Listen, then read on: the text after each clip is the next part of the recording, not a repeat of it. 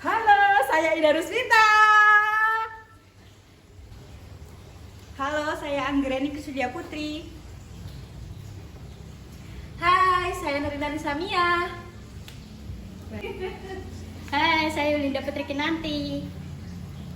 Halo, saya Nisana Diana. Hai, saya Yusmi Putri Irma.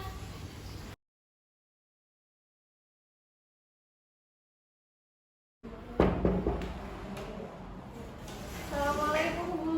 Waalaikumsalam. Iya, Mbak Nisa, monggo masuk. Permisi ya Bu. Ye. Permisi ya Bu. Iya, monggo silakan. Ye. Ada yang bisa dibantu, Mbak Nisa? Iya Bu, sebelumnya saya Nisa yang mau praktek di sini dari Rusia.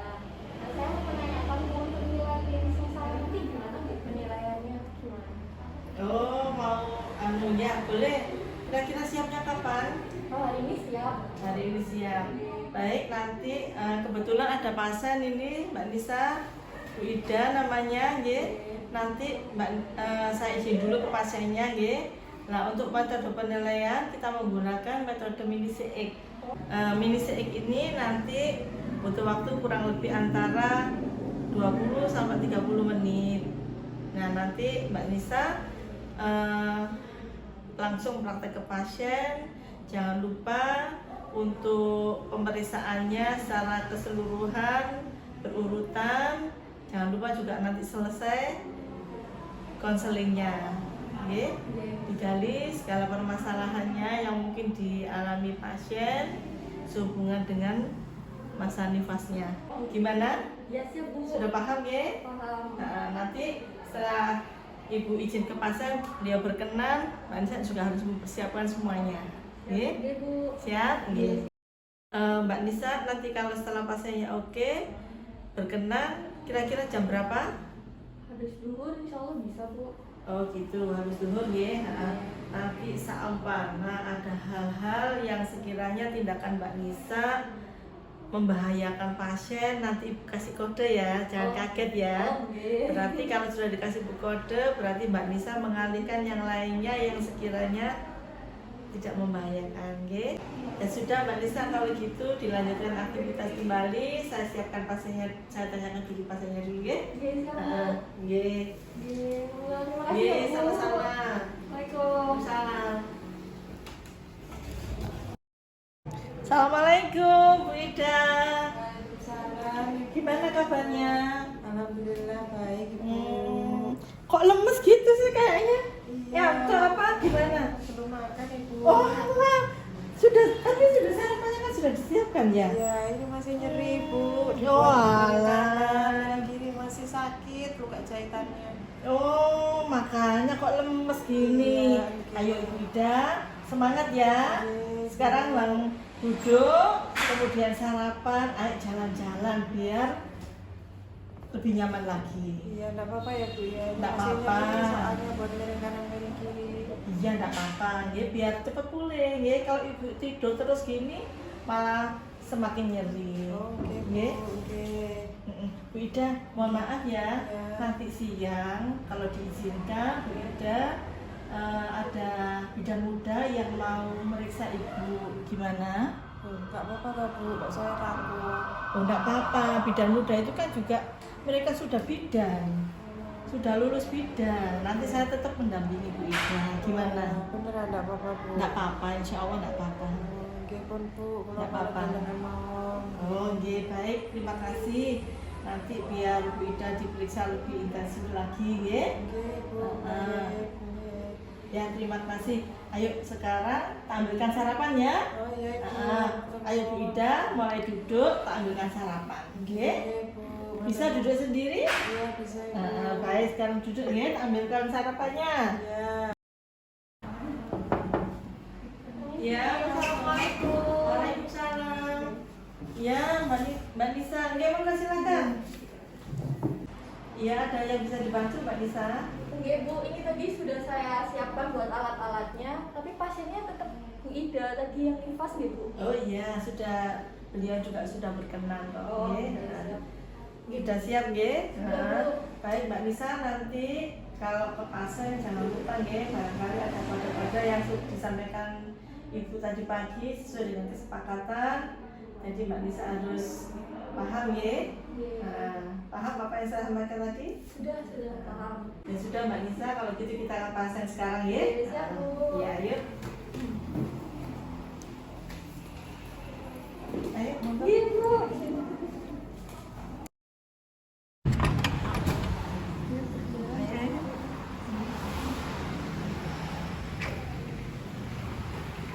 Assalamualaikum.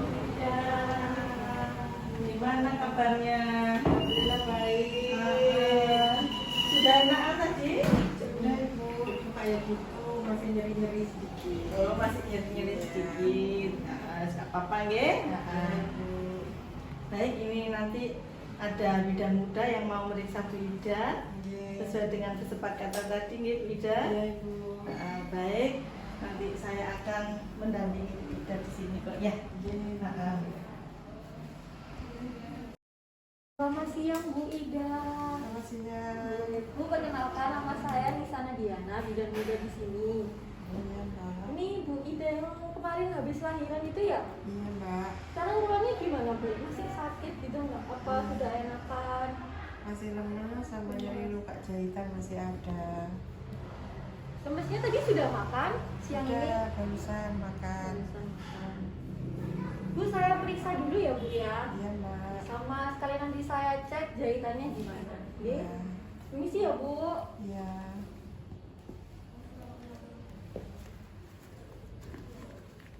Permisi.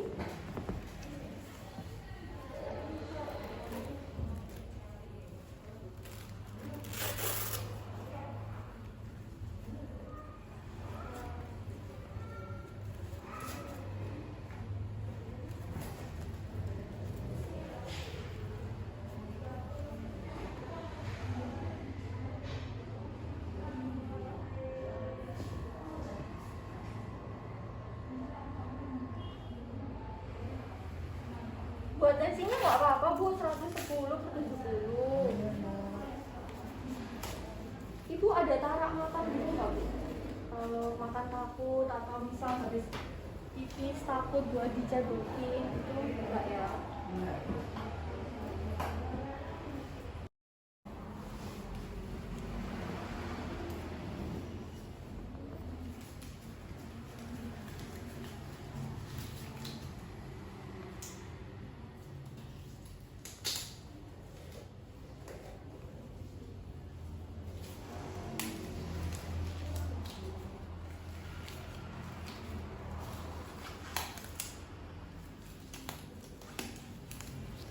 Bu, permisi ya, saya ya dulu deh. Iya mbak.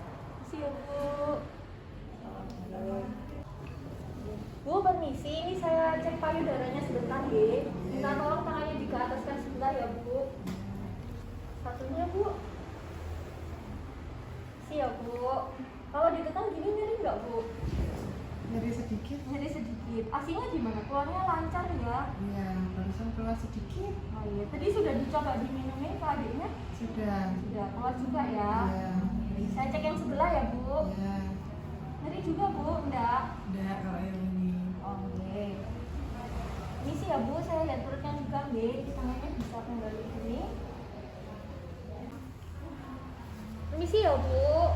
Kalau ditekan gini sakit Bu? Sakit. Sakit. Tadi bisa gimana? Kalau dipakai cebok sakit apa enggak? Perih mbak. Masih perih.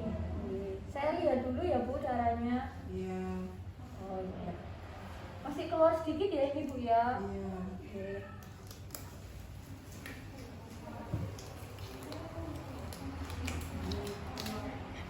Bu, sama saya periksa dulu ya jahitannya deh. Iya. Ini sih ya Bu. Iya.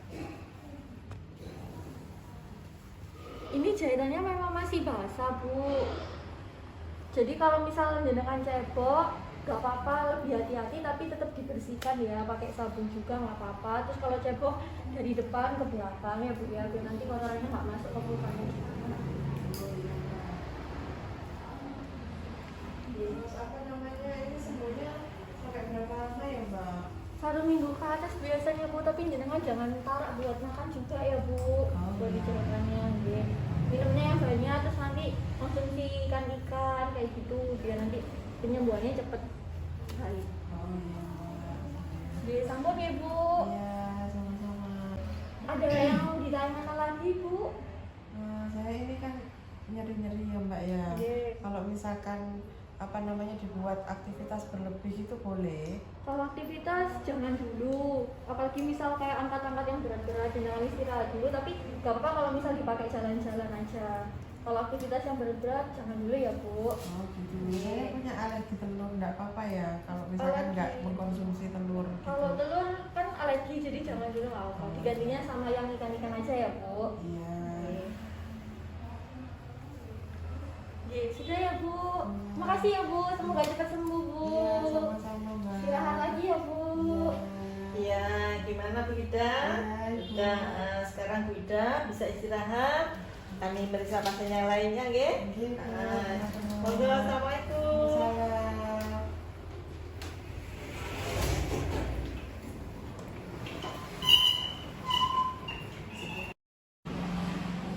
Ayo kalau gitu Manisa ke ruangan saya ya.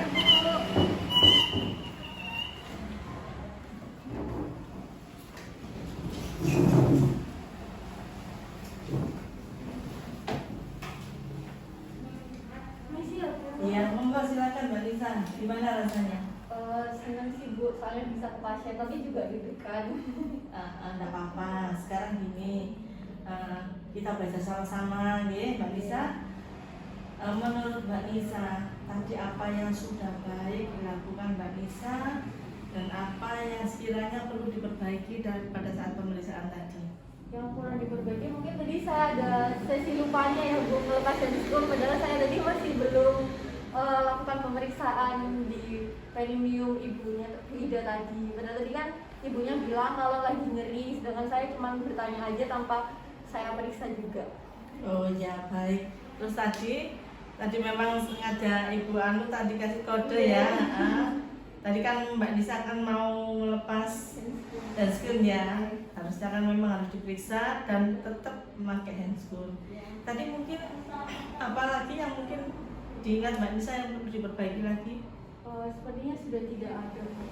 Begitu ya. Baik. Kalau memang menurut Nisa masih sudah cukup, nanti saya sampaikan apa yang perlu diperbaiki lagi nggih. Saya rasa Mbak Nisa sudah bagus. Tadi sudah ada perkenalan, ada pemeriksaan secara urut.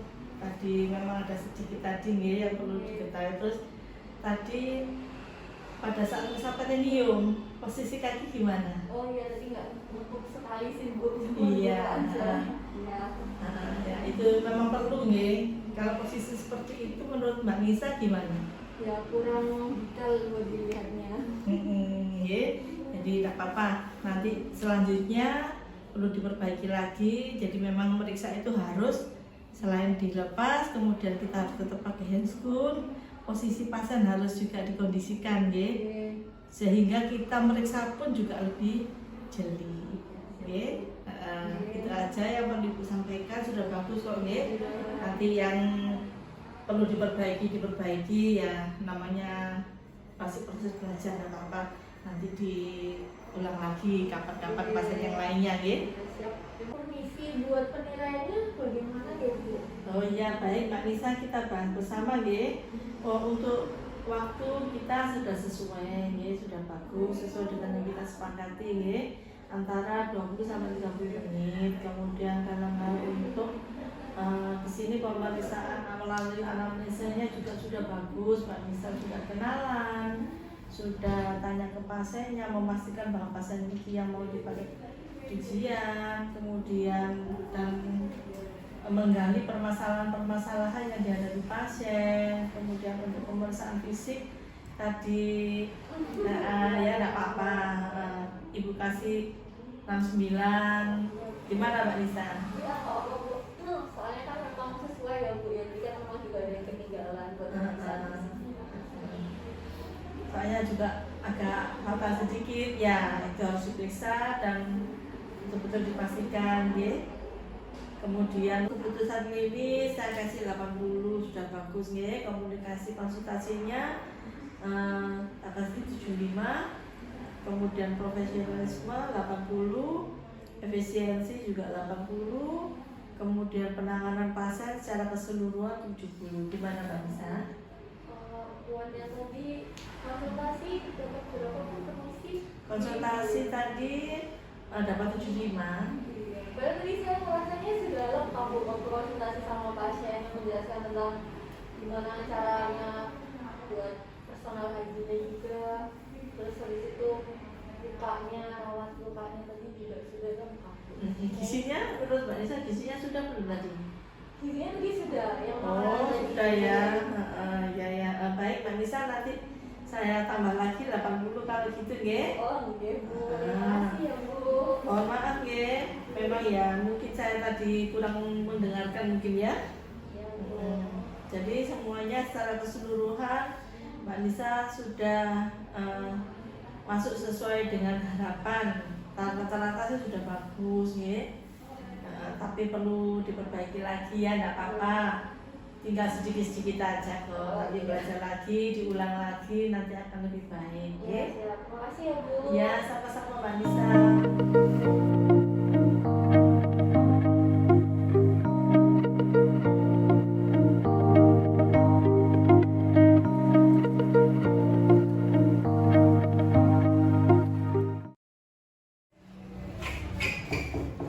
Permisi, assalamualaikum. Waalaikumsalam. Oh iya, monggo silakan masuk. Permisi Bu. Nggih, monggo. Silakan monggo ambil posisi. Ada yang bisa kami bantu? Ibu, kami kan sudah melakukan praktek kurang lebih 2 minggu di ruangan ini. Kira-kira kapan ya Ibu dilakukan bimbingan? Oh gitu ya, baik. Nah, kebetulan ini ada 2 kasus di klinik. Jenengan bisa milih yang pertama itu dengan Bu Laura, dengan hamil, kemudian hamil G7 kalau nggak salah G7, dengan myouteri, ada HbSAg positif dan anemia. Oh, baik. Yang keduanya pasien Bu Rita. Bu Rita itu infartu dengan bukan infartu sih, postpartum dengan preeklamsi. Oh, iya. Oke.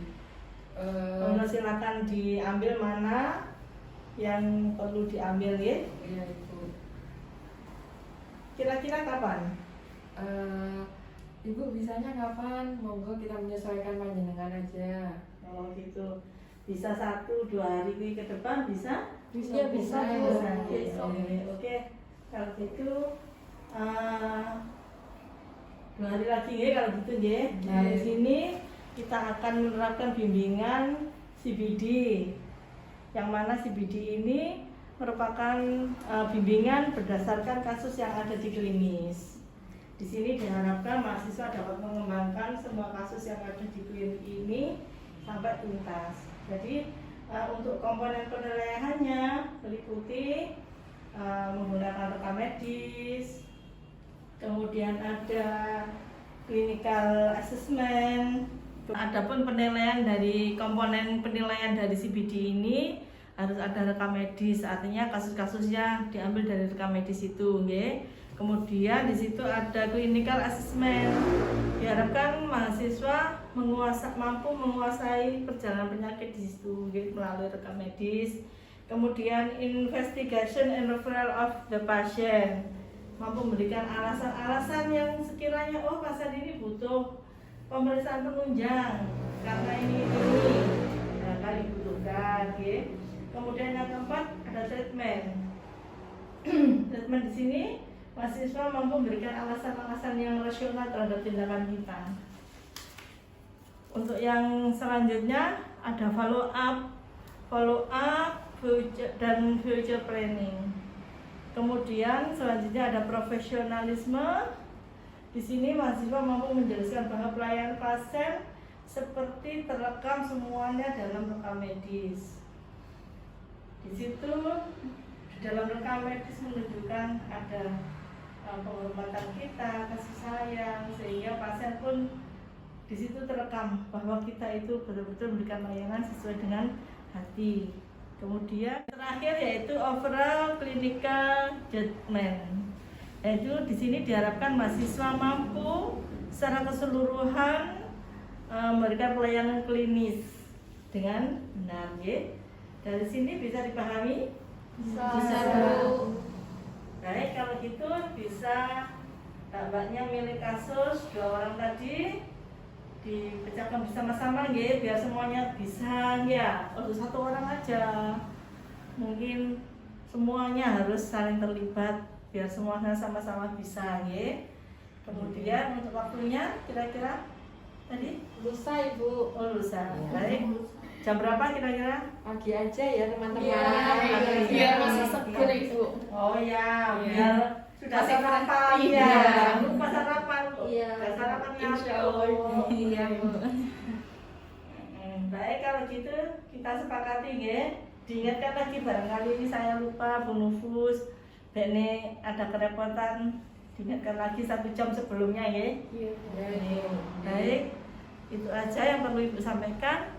Bisa kembali praktek lagi. Iya, Bu.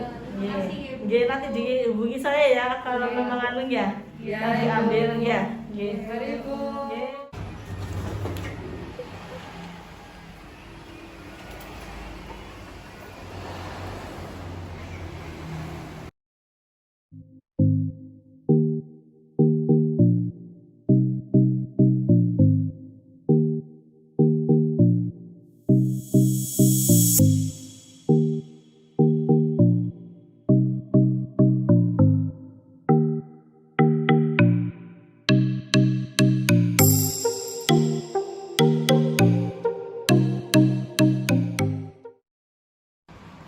Bismillahirrahmanirrahim. Assalamualaikum warahmatullahi wabarakatuh. Waalaikumsalam warahmatullahi wabarakatuh. Gimana kabarnya? Alhamdulillah baik. Alhamdulillah. Untuk presentasi ini kita menggunakan teknis CBD, ya, sesuai dengan yang kita sepakati kemarin, ya. Metode pembimbingan klinis berdasarkan kasus yang ada di klinik, ya. Apa sudah siap? Siap. Siap. Kok lemes ngono sih? Iya. Apa belum sarapan? Belum Ibu. Loh, kenapa kok belum sarapan? Biasa anak kos Ibu. Oh ya Allah, sakno ini melelas banget ya. Tidak apa-apa, nanti habis ini sarapan ya. Ibu. Jadi kasusnya yang diambil kemarin apa? Kasus kehamilan Ibu dengan mioma uteri, anemia serta hepatitis B. Alhamdulillah kompleks ya. Nah, tidak apa-apa, semakin kompleks semakin pintar kita untuk belajar kasus ya. Amin. Baik. Terus untuk yang mempresentasikan? Dengan saya Bu. Oh, nggih, dengan Mbak Ida, nggih. Baik. Nanti pada saat presentasi untuk pertanyaan-pertanyaan disimpan dulu. Setelah presentasi baru kita bahas bersama, nggih. Oke? Iya, Bu. Siap, Mbak Ida? Siap Ibu. Baik, monggo silakan. Assalamualaikum warahmatullahi wabarakatuh. Waalaikumsalam warahmatullahi wabarakatuh. Di sini saya Ida Ruspita. Saya akan mempresentasikan tentang laporan kasus kompleks ya, kehamilan dengan mioma uteri, anemia serta hepatitis B. Di sini saya akan menjelaskan informasi tentang pasien, yaitu seorang ibu hamil berusia 43 tahun dengan G7 para 3, abortus 3 kali, usia kehamilan 37-38 minggu, tunggal hidup dengan mioma uteri, anemia serta hepatitis B. Pasien direncanakan rencana proseksio sesaria dan miomektomi karena terdapat mioma uteri diameter 11 x 12 cm.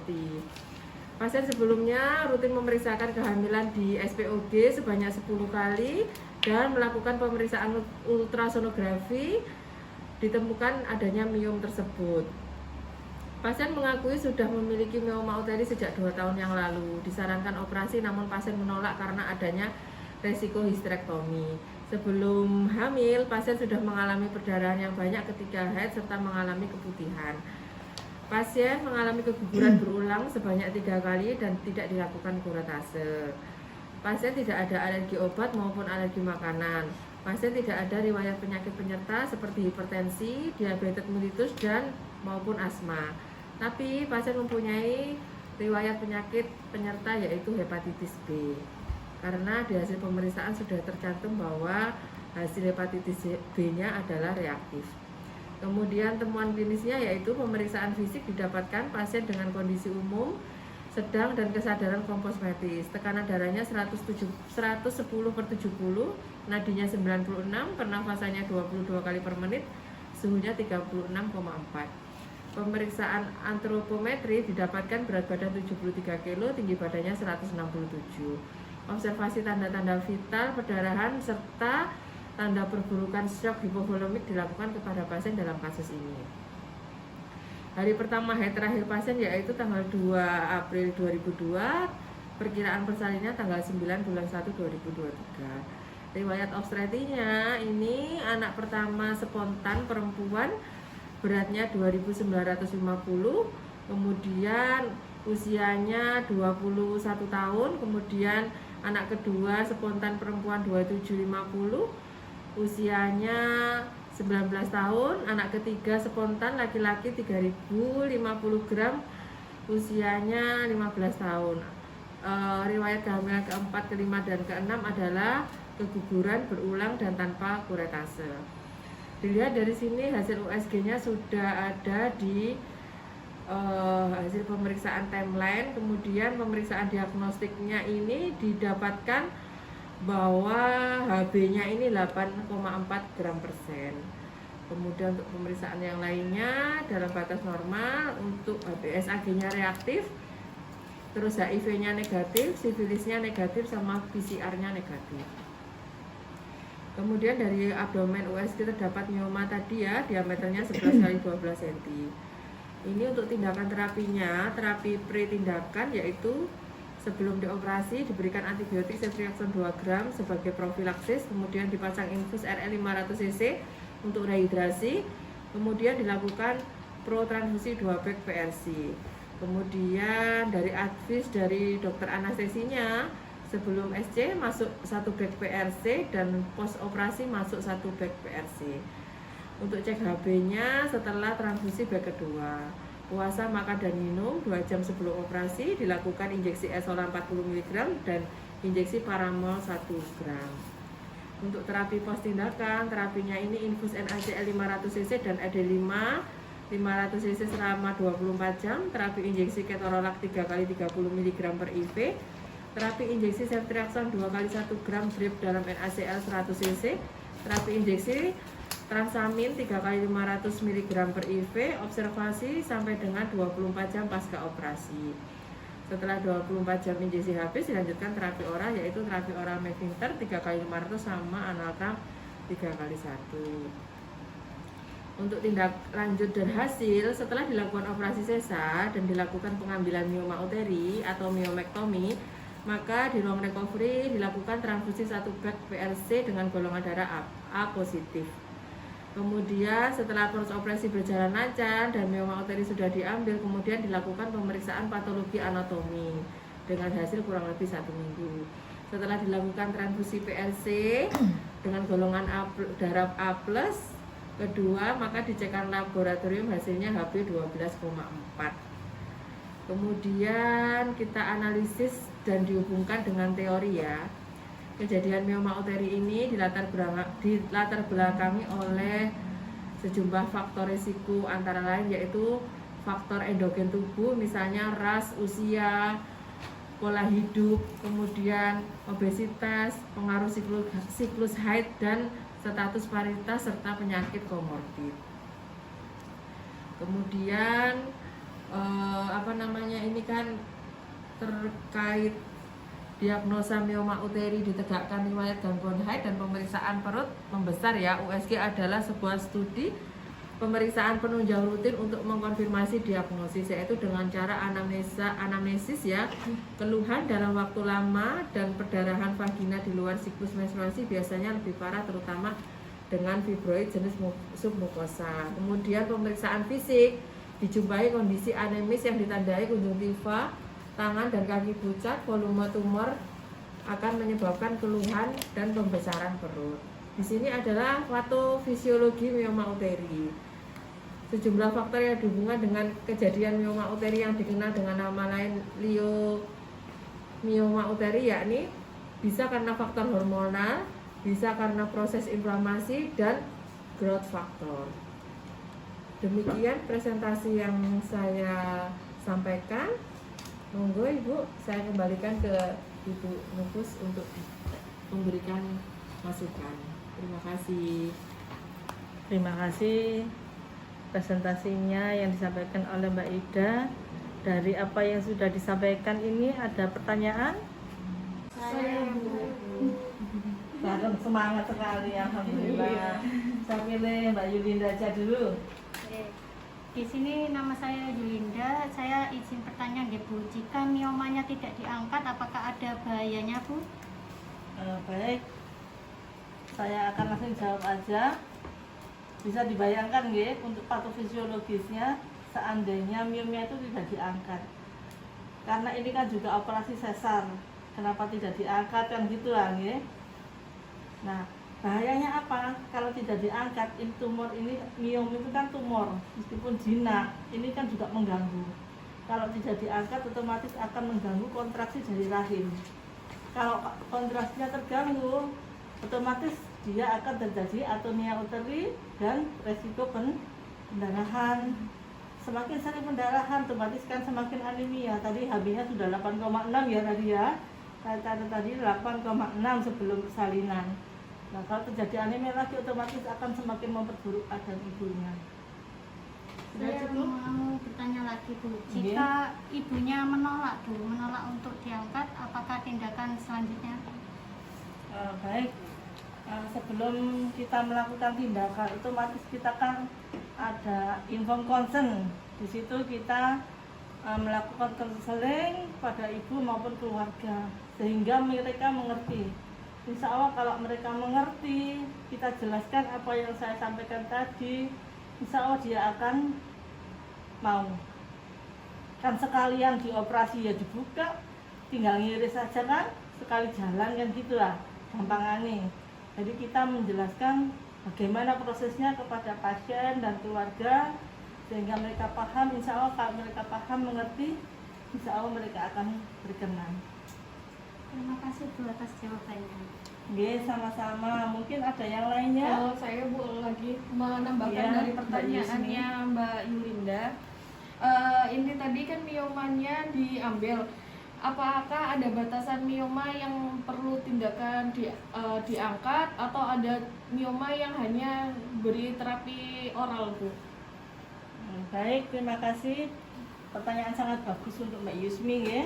Jadi memang ada batasannya nggih. Kalau kurang dari 10 kali 2 cm itu bisa dikasih obat-obatan nggih.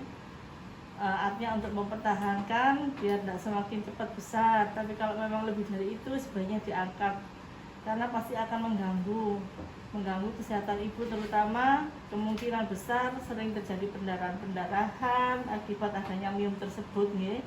Karena miom ini merupakan benda asing. Meskipun kondisi tidak hamil, dia pasti akan mengganggu. Oke. Ada yang perlu tanyakan lagi? Jika ada yang kayak kan ada yang tadi seperti yang Mbak Yulinda sampaikan, pasiennya itu menolak. Jika benar-benar kayak pasiennya sama keluarganya benar-benar tidak mau, itu konselingnya bagaimana ya Bu? Ke pasien. Oh iya.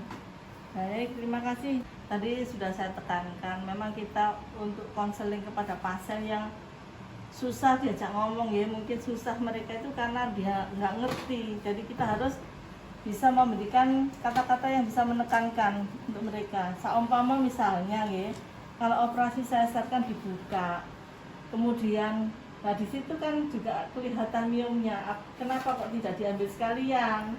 Nah, untuk apa kita memelihara miomnya ini, tumornya ini? Kan sekalian angkat, kan sayang.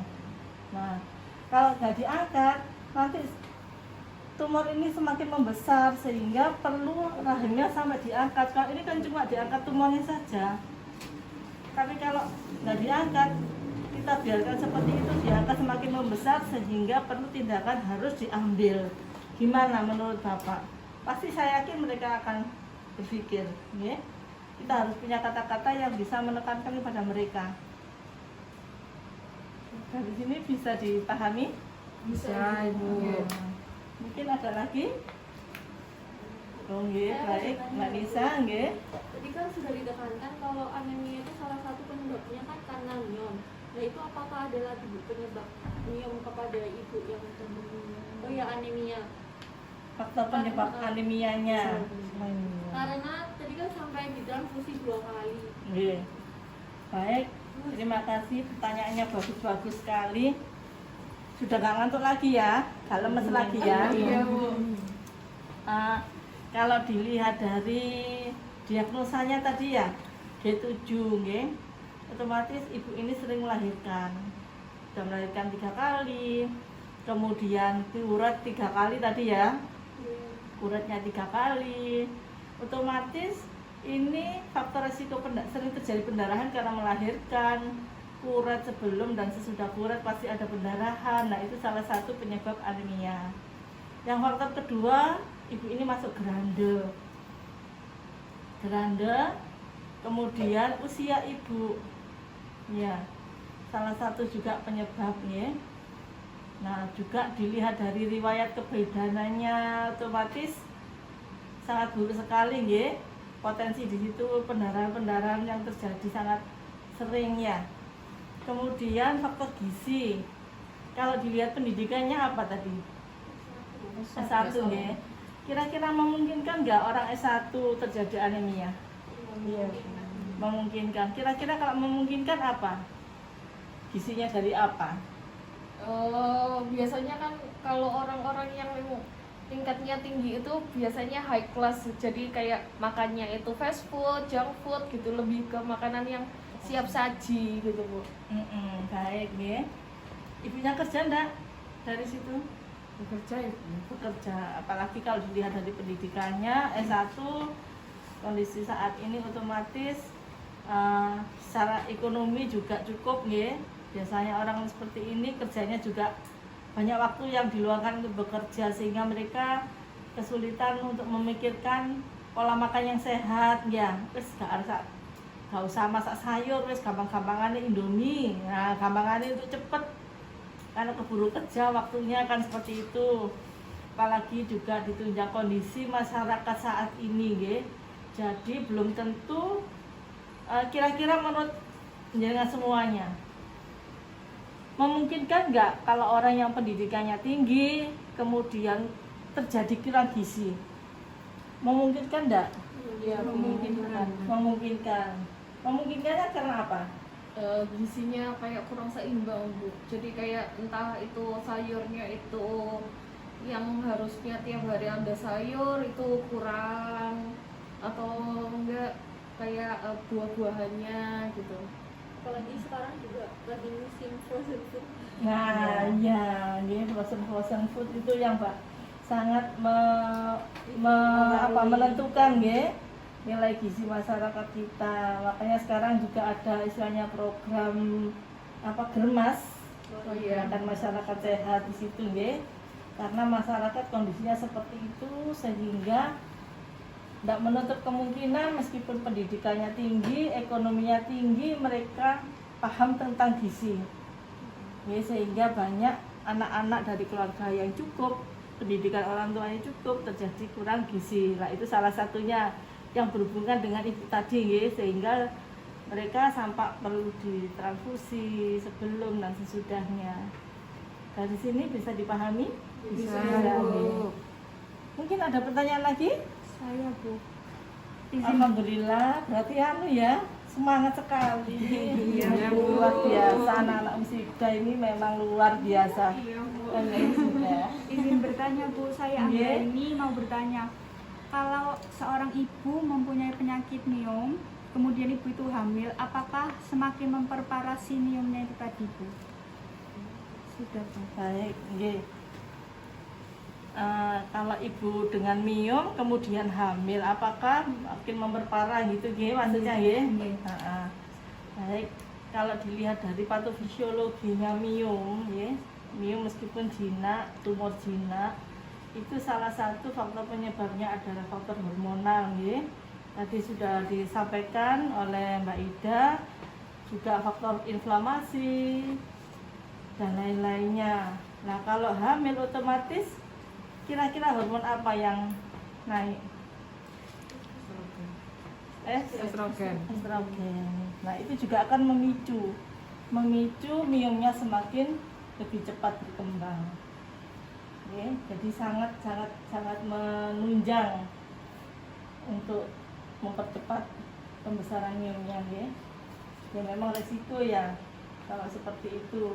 Tapi sudah terjadi kehamilan bagaimana lagi, ya? Nah, sudah bisa dipahami? Sudah, Bu. Baik.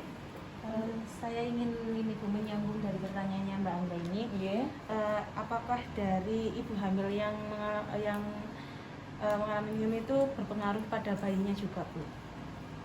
Ya, baik. Berarti perkembangan bayinya.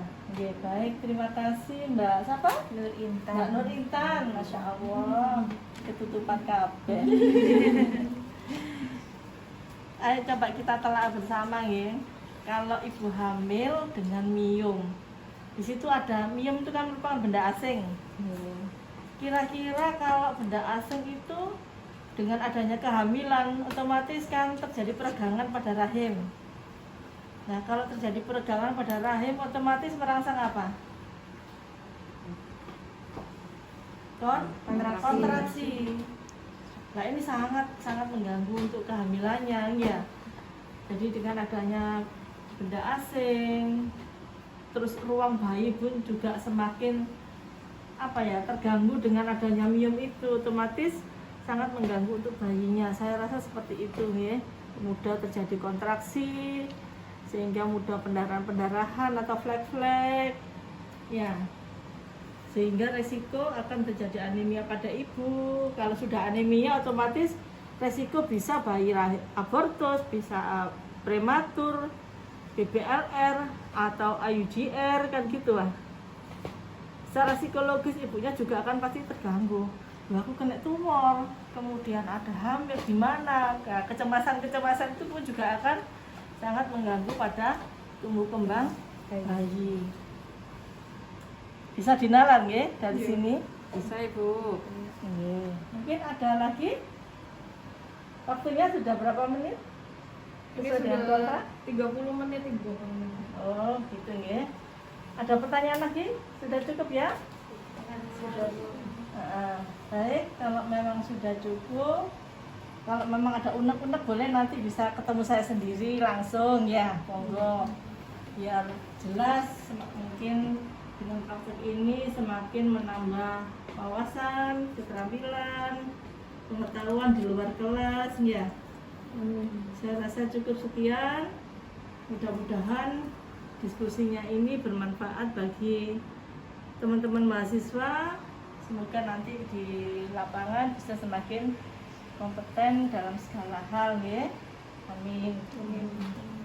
Saya akhiri sekian saja. Wabillahi taufiq wal hidayah, wal inayah. Wassalamualaikum warahmatullahi wabarakatuh. Waalaikumsalam warahmatullahi wabarakatuh. Alhamdulillah. Semangat kelompok Satu. Jangan lupa nonton video kami ya.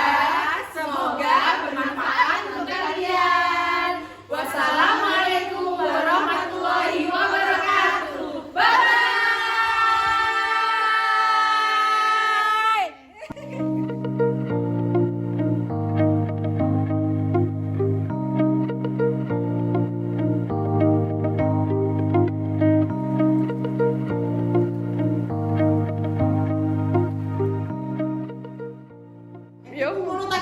Ngono ya. Actingnya apa, Mbak? Ekspresi ini apa ekspresi ini? Enggak apa-apa ta, Bu. Saya takut ngono ya. Aku takut ngene ya. Gimana Bida kabarnya setelah melahirkan? Aku jawab kok. Baik, alhamdulillah baik. Alhamdulillah. Cuma ini masih Heeh. terenyang sakit ya, Bu. Iki ta, Mbak. Oh, tak? Iya, lagi ini. Lho, Bu Ida tadi sudah mandi? Mau jalan-jalan? Oh ya. Atau Gak duduk? berani Bu, manja deh, manja deh. Jangan Saya sampai nggak ya. berani Bu, masih sakit ini loh, saya mau gerak aja masih susah. Mau miring ke kanan ke kiri aja susah Ibu. Ekspresi ini lo kudu nampol aku. Iya. Benar. Besok kali ya. Saya bisa tapi kayak Video ini. Pakai kamera belakang aja, Bang. Gimana perasaannya tadi? Alhamdulillah, luar biasa. Selesai artis-artis Unity XC. Pasien siap? Siap. Sisa siap. Kameramen udah siap. Are you ready? ready to go. Delta Mutiara. Iya. Alfa Medica kalah. Ini apa? Honor Delta Mutiara. Delta Mutiara jaya jaya jaya.